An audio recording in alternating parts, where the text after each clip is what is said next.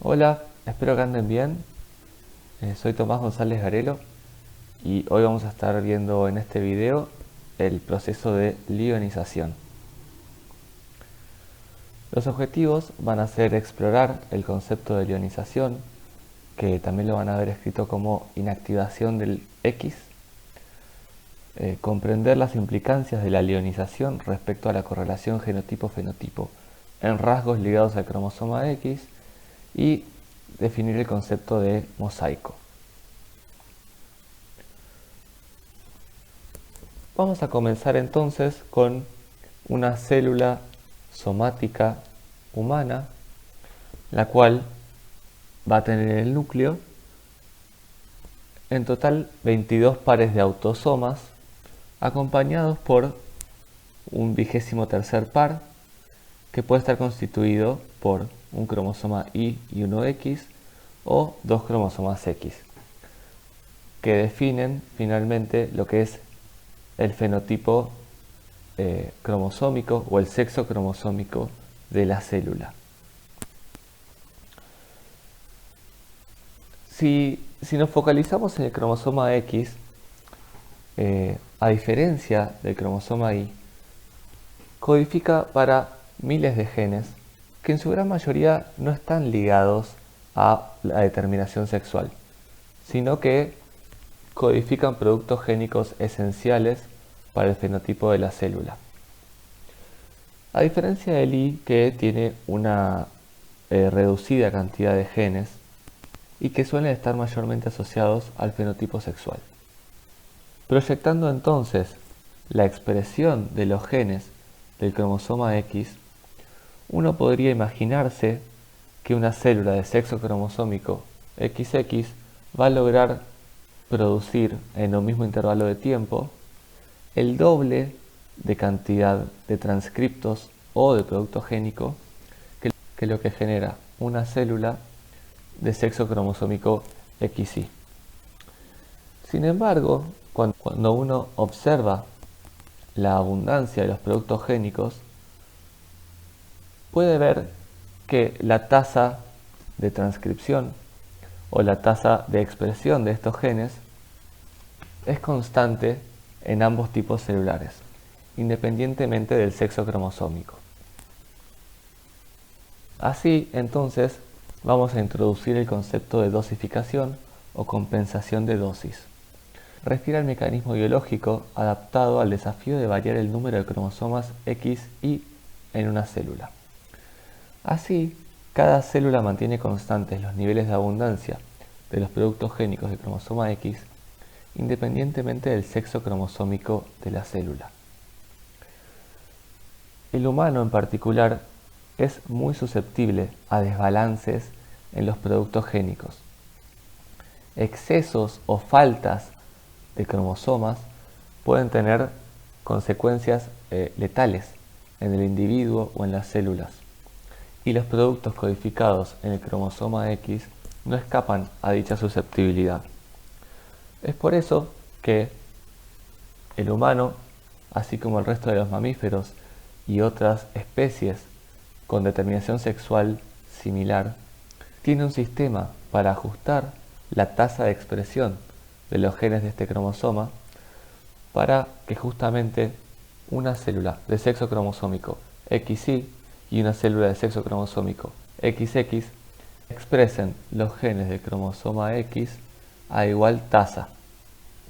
Vamos entonces a indagar en los mecanismos y en las implicancias que tiene la dosificación. Particularmente en mamíferos, la compensación de dosis va a estar garantizada gracias a la inactivación de uno de los cromosomas X en todas las células de sexo cromosómico XX. Este evento va a ocurrir durante la etapa de blastocisto en la embriogénesis y es lo que llamamos lionización o inactivación del X. En esta figura está esquematizado con colores los cromosomas X que vienen de línea materna y paterna y cómo de un estadio a otro se inactivan, en este caso esquematizándose con este cambio morfológico.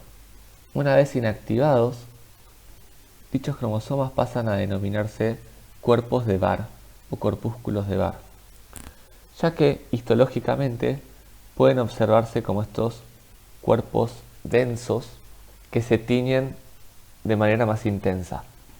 Así, toda célula somática de un individuo con sexo cromosómico XX va a tener un corpúsculo de Barr por núcleo. ¿Qué es lo que conlleva esta inactivación de uno de los cromosomas X? Bueno, a partir de ese momento, en el núcleo de estas células va a expresarse solo uno de los cromosomas X, ya que el otro se va a encontrar inactivado. Y esto a la vez conlleva que una célula de sexo cromosómico XY y una de sexo cromosómico XX expresen a la misma tasa los genes que se encuentran en el cromosoma X, ya que a fines funcionales ambas células tienen un único cromosoma X expresándose.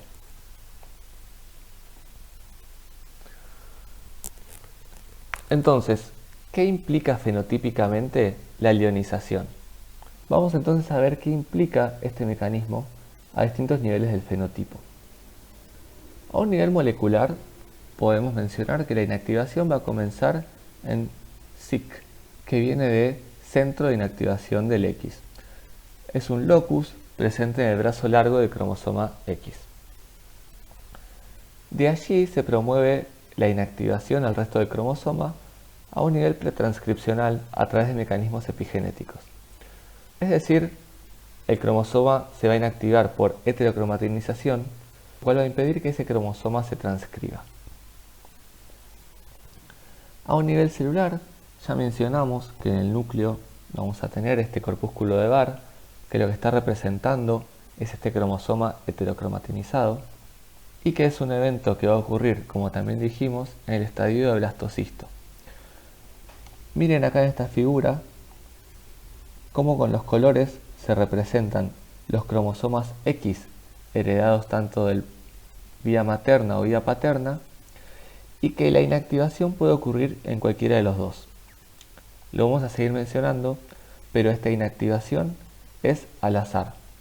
Cada célula en este estadio, todas las células, van a inactivar uno de los dos X, teniendo igual probabilidad de inactivación, ya sea heredado por vía materna o por vía paterna.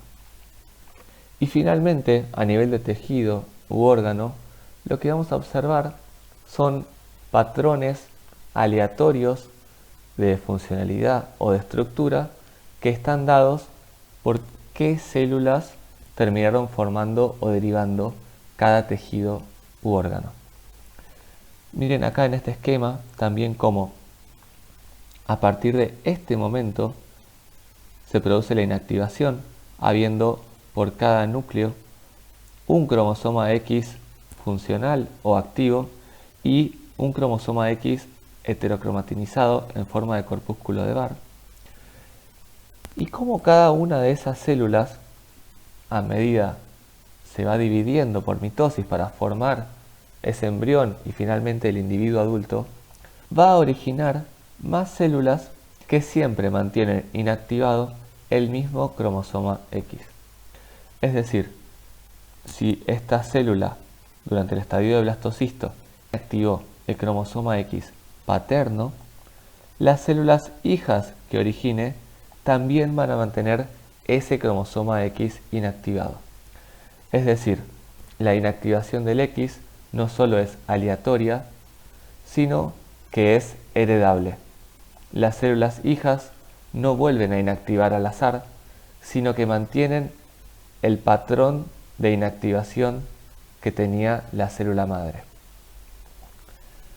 Así, cuando estas células originen tejidos u órganos, la proporción de células con uno u otro de los cromosomas X inactivos va a variar. Es por eso que hablamos de tejidos de individuos de sexo cromosómico XX como estructuras de mosaico o de parches. Y ahora vamos a seguir indagando un poco más en ese concepto. Y a nivel individuo, lo que vamos a poder observar o percibir son justamente rasgos del individuo asociados al OSI del cromosoma X. Por ejemplo, para esta figura, la parte A muestra un poco lo que ya venimos viendo, como hay una inactivación al azar de uno de los dos cromosomas, ya sea materno o paterno, y que cada una de esas células después va a originar poblaciones celulares, tejidos, órganos y finalmente el individuo en sí. Y lo que intenta mostrar el panel B es un rasgo asociado a la coloración del pelaje en este gato, en donde cada cromosoma tiene una incidencia distinta. La coloración más oscura o negra está asociada a alelos particulares de uno de los cromosomas X, mientras que la coloración más anaranjada está asociada a los alelos del otro cromosoma X. Y lo que hacen es denotar esta estructura de parche o en mosaico. Esta coloración, el patrón de la coloración es un efecto del azar de qué células de las que se inactivaron en el blastocisto finalmente originaron células responsables de la coloración del pelaje de este gato. En la figura de la derecha lo que tenemos son unos esquemas realizados por la investigadora Mary Lyon, quien usaba como modelo ratones para justamente estudiar rasgos asociados al cromosoma X. Pero, ¿quién es esta investigadora? Bueno, Mary Lyon fue una genetista británica que trabajó bastante en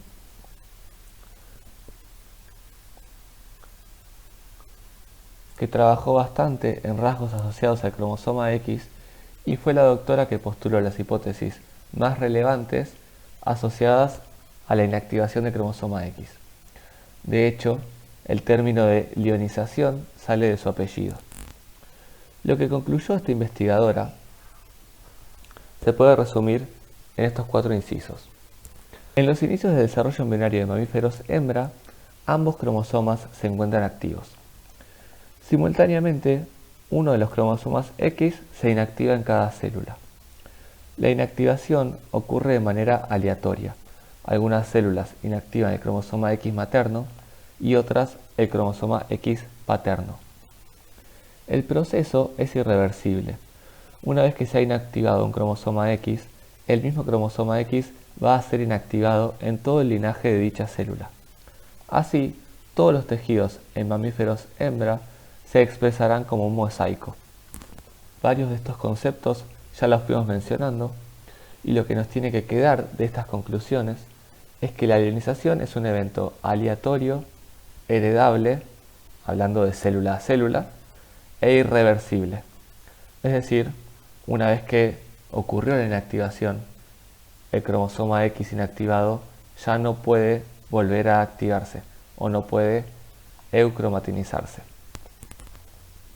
Entonces, vamos a aplicar estos conceptos a un ejemplo clínico, utilizando como marco la entidad de hemofilia. Esta entidad tiene un patrón de herencia monogénico, recesivo y ligado al X. Y lo que tenemos que saber de la enfermedad es que el gen asociado es el gen del factor de coagulación 8, el cual se produce mayoritariamente en el hígado. Cuando hay déficit de este factor de coagulación en sangre, hay una incapacidad en la coagulación y por ende una promoción en las hemorragias. El gen de este factor se encuentra en un locus del brazo largo del cromosoma X. Y vamos a ver este ejemplo primero que nada para un individuo de sexo cromosómico XY.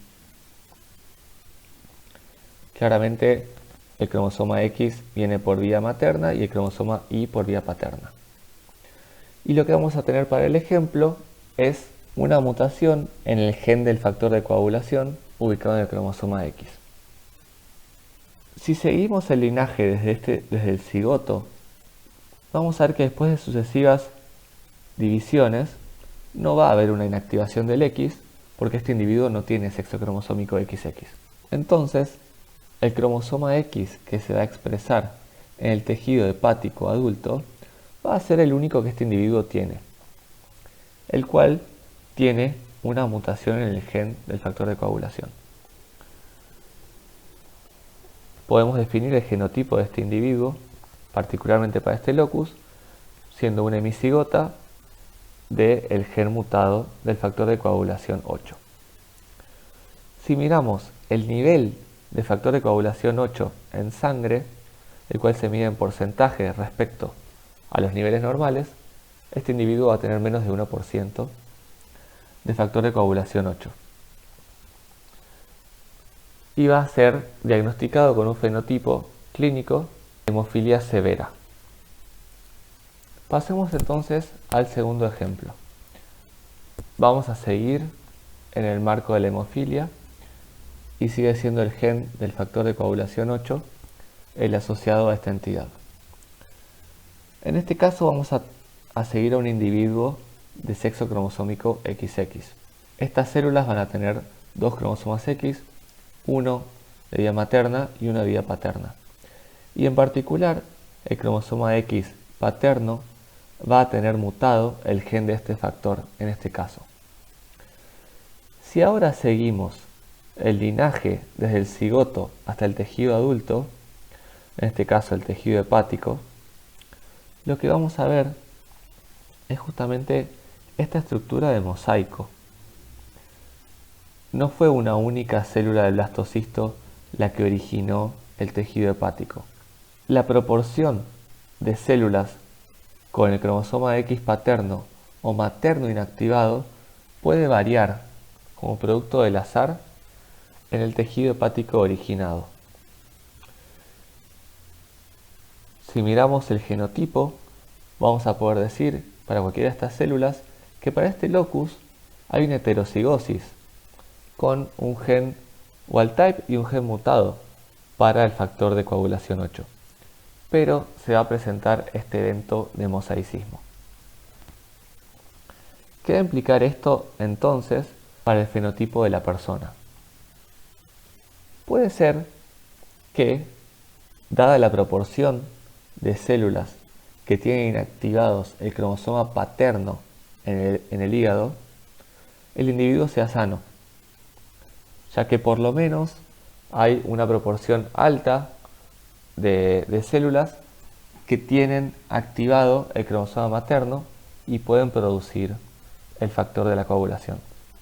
Pero también cabe la posibilidad de que la proporción de células con el cromosoma X materno desactivado sea muy alta en el hígado, solo por azar, y que uno pueda encontrarse, cuando va a buscar los niveles de factor de coagulación 8 en la sangre, distintos rangos de porcentaje o de abundancia, llevando a que una persona, por más que sea heterocigota, para un locus asociado a una entidad recesiva, es por esto que para entidades ligadas al cromosoma X pueden o no presentar la enfermedad, y en caso de expresarla es muy común que se observe alta expresividad variable, justamente porque cada enfermedad, dependiendo qué tejidos u órganos estén más implicados en esa enfermedad y qué proporción de las células de esos tejidos